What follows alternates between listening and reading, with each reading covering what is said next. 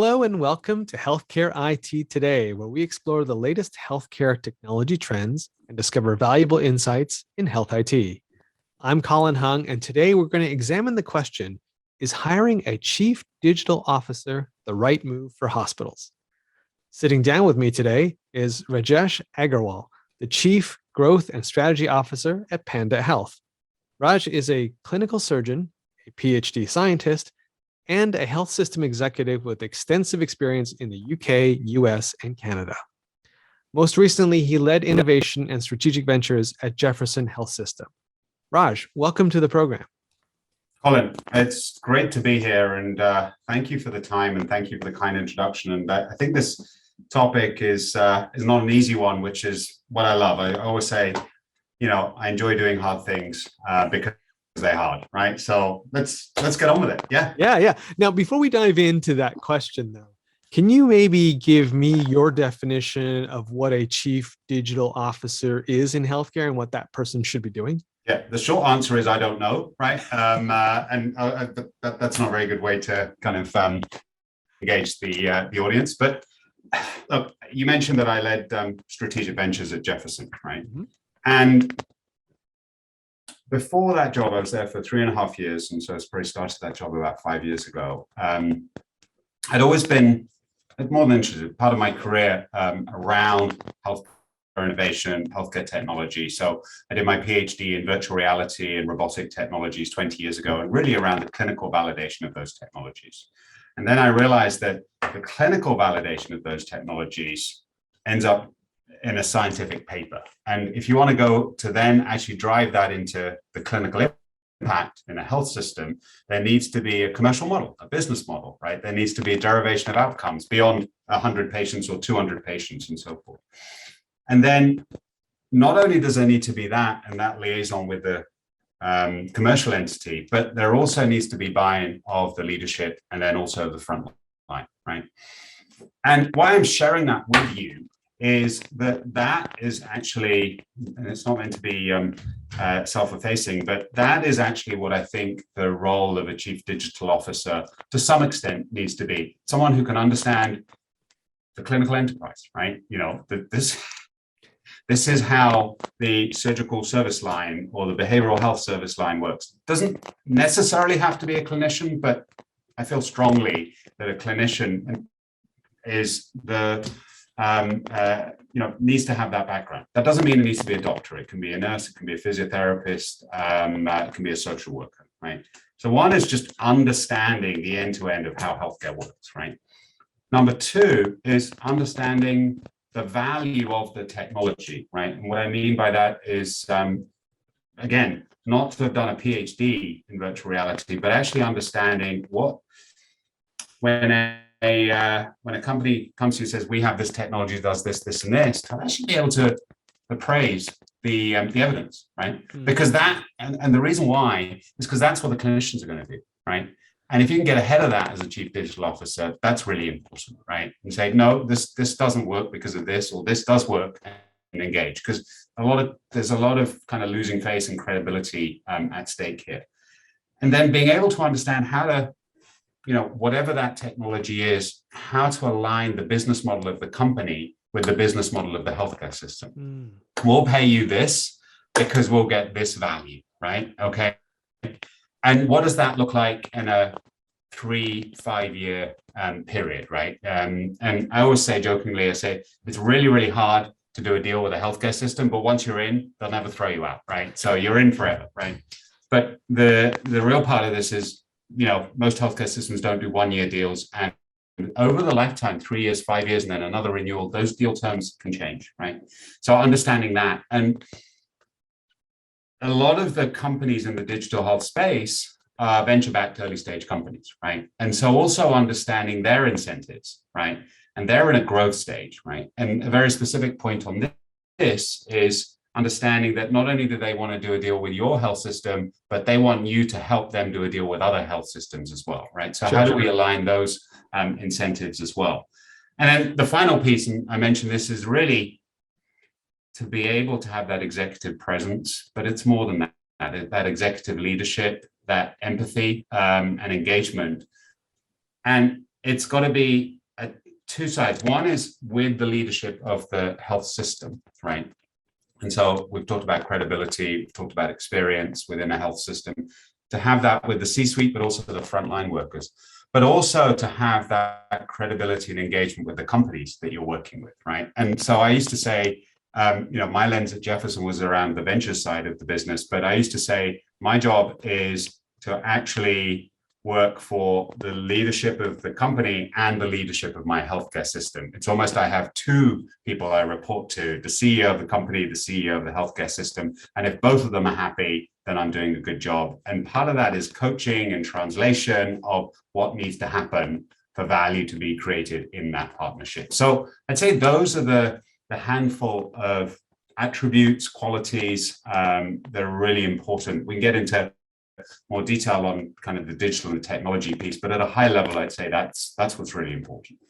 Well, and it sounds like very clearly you're in favor of someone in that role having some sort of clinical background, right? Like you're saying it doesn't have to be a physician, a doctor, but certainly someone who's familiar with, like you said, that the behavioral health service line and the surgical service lines, and having that ability to know what goes on in those in the clinical processes, rather than treating it as a black box, is very important for the chief digital officer.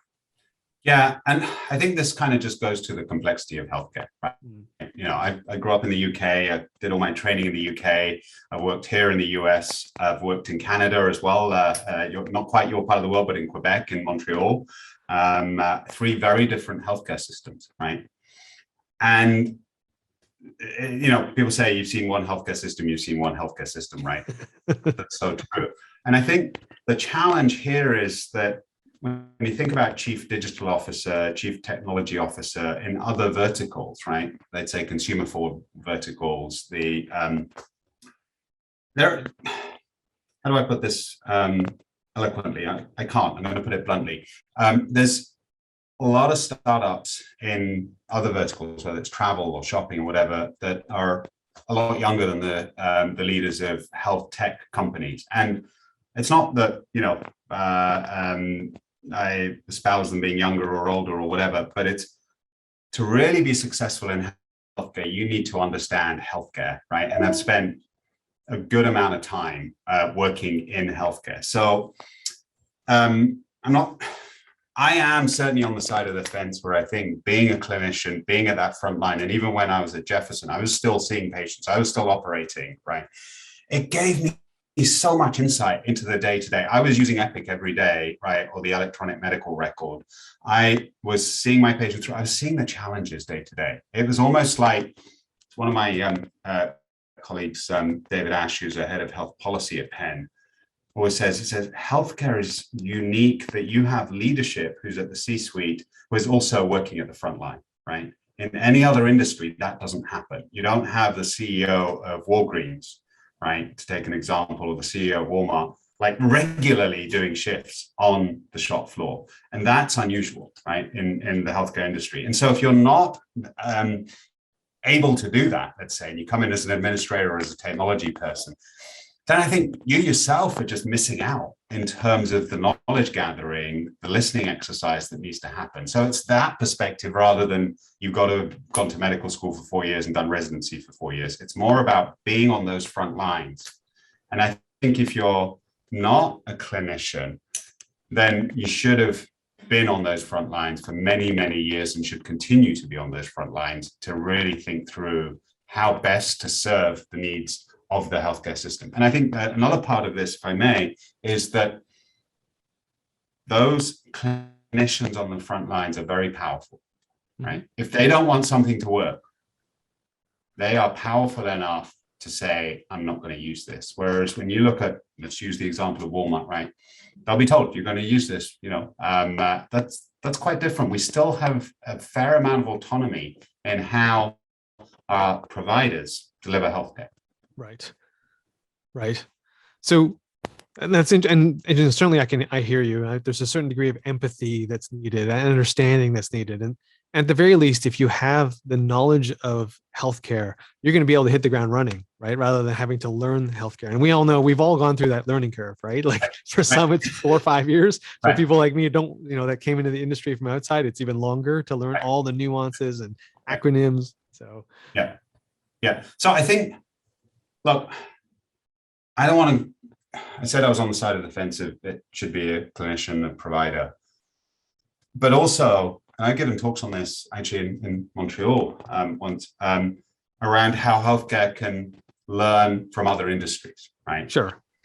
So how healthcare learns from Amazon in terms of being better at supply chain, how healthcare learns from American Express in terms of how it monitors data to say that this is a fraudulent transaction that Dr. Aggarwal is undertaking, and how we use that for medication error, right? How we can use supply chain technologies, I mentioned Amazon, to make sure we never have a transfusion error, right? The blood bag never gets the wrong person, right?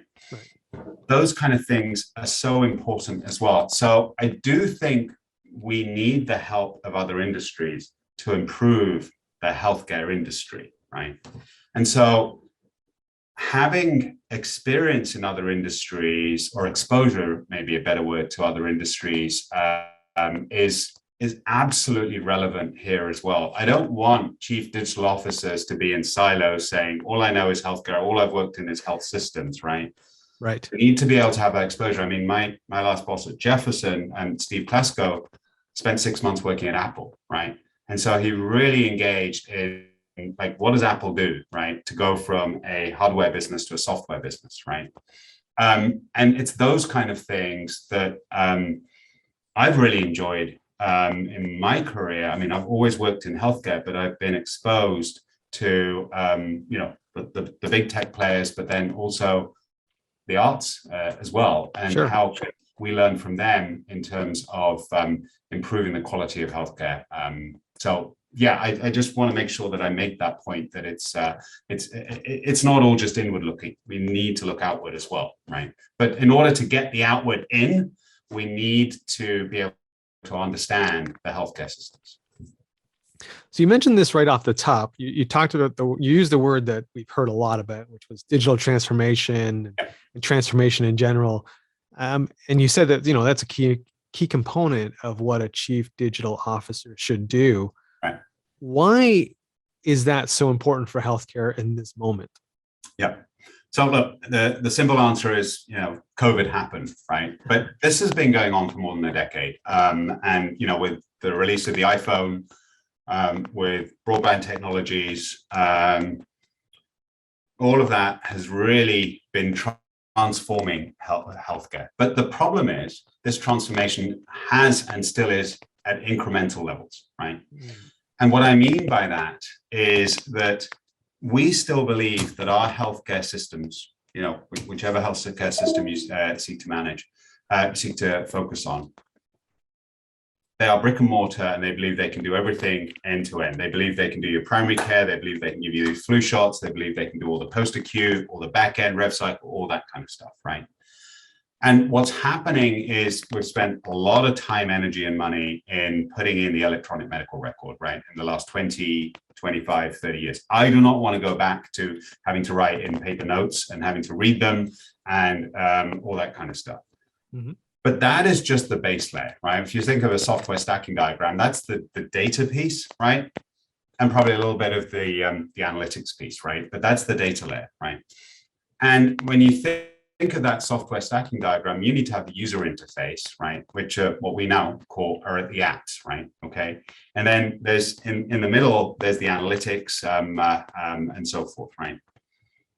And the business layer. And what we've built for our healthcare systems through the electronic medical record is that base layer, right? Right. And I think a lot of us, let's be blunt about it, think that that's it, job done, right?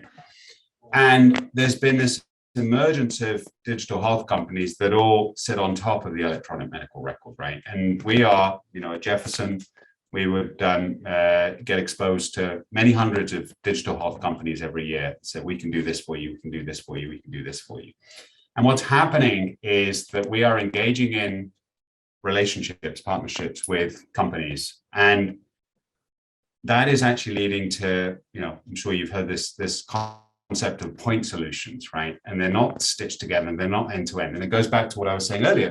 We run healthcare from a clinical care pathways perspective, from a service line perspective. And so if all those different things are not connected, and now someone's getting their primary care over here, their post-acute care over here, they're going to an ambulatory surgery center to have their gallbladder removed, that kind of stuff. And it's not all connected, and it's not delivering that patient experience in the way they want, right? That to me is not digital transformation. That is digital incrementalism, right? And so how we need to put this together is really the job of the chief technology officer, right? Chief information officer is really to make sure that that base layer, right, is put in place and runs day to day, everything from cybersecurity to orders to HIPAA compliance, right? I'm not trying to dumb down the role of the CIO and IS&T, but that is the key piece of what they and their teams do, and they do it extremely well, right? The chief digital officer, in my mind, right, leverages the technology and the digital tools in a transformation.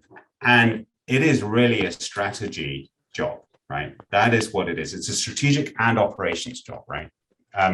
It's interesting, like everyone wants to work in strategy and people say, operations, that's someone else. Well, this job is actually both, right? It's like you've got to lay out the strategy with the team, with the CEO and the rest of the C-suite, with the service lines and the leaders of those service lines, and with the frontline staff, saying this is how we're going to go and digitally transform, and then work to execute on that.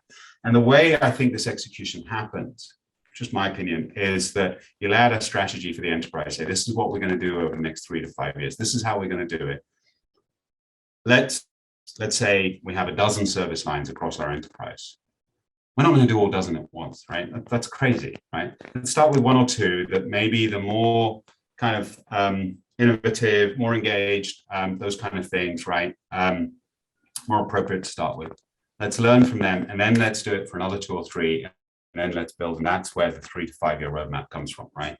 And that's how I would think about it in terms of this role, to really enable digital transformation for a healthcare system. And then obviously the other piece of digital transformation is measurement, right? We need to ensure that we are measuring the clinical, the operational, the financial metrics of success that purport to the clinical enterprise, right?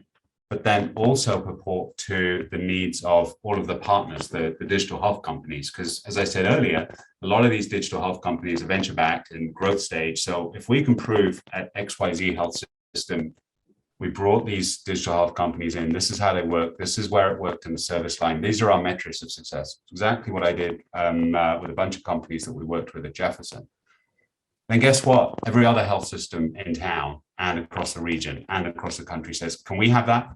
We want that too. And so that is part of the, I would say it's the opportunity, but stronger than that, it's the responsibility of the chief digital officer, right? And his or her team, and aligning with the CEO and the rest of the C-suite to say, if this works, it's really got to work. And we then need to be able to scale this to other healthcare systems or other service lines. And if it doesn't work, then we need to kill this, because the worst thing that can happen is that then it kind of bumbles along, right?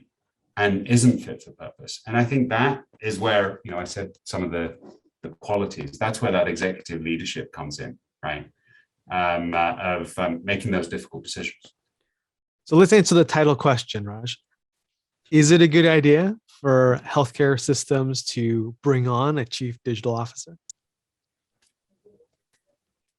So I know that's a loaded question, right? So the loaded part of that question is that you can't think of a chief digital officer in the same way you think of a chief financial officer or a chief legal officer. Chief finance officer does the books, right? Chief legal officer manages the contracts and makes sure that we're above the law, right? Chief digital officer does all the digital technology. No, and I've already explained that. This is a strategy and operational role across the enterprise, right? And where I believe firmly is that this role needs to be in partnership with the CEO, right, and the other leadership of the organization. Because if they're not, then not only this individual, but that health system is not going to be successful. And I'd probably go even further to say that maybe the chief digital officer is as important or even more important than the CEO of the healthcare system, right? Because this is where we're all at. Like, we need to really transform and improve our healthcare systems from the brick and mortar end-to-end care that has got us here. We know that won't get us there, right? Our providers are fed up, right? Our patients are telling us that they won't put up with this anymore, right? And so we need to, rather than look down, we need to be looking up and saying, hey, this is something that we need to do. And so probably the better way of putting it, I'd say the chief digital officer, every CEO of every healthcare system in this country needs to think of themselves as a chief digital officer and what are the qualities they have. And then over and above, who is the team that they can hire to be able to be there, everything from their thought partner, thought leader, through to operator to get the job done. So that's probably the way I think about the question you just asked me. Raj, before we go, let me ask you a question around Panda Health. What is it that you do, and how does the company help in terms of this digital transformation? That's great. Well, I joined Panda Health after I left Jefferson. So it was a company of 5 people with a few $1 million of seed funding, right? And I remember people were congratulating me, and I was like, don't congratulate me, because I don't really know where this is going to go, right? And it's probably just 16 months later, we're now a company of almost 30 people. And what we do is we're a digital health marketplace. So it's health systems on one side that want advice, support, guidance, operational approach to this concept of digital transformation that we're thinking about, and best-in-class suppliers of digital health solutions on the other side. And probably the simplest way to think about this is, if every health system said, we want to go and buy a patient scheduling solution, we want to go and buy a rev cycle solution, we want to go and buy a digital wayfinding solution, for example, a patient financial experience solution, they are starting from scratch, right?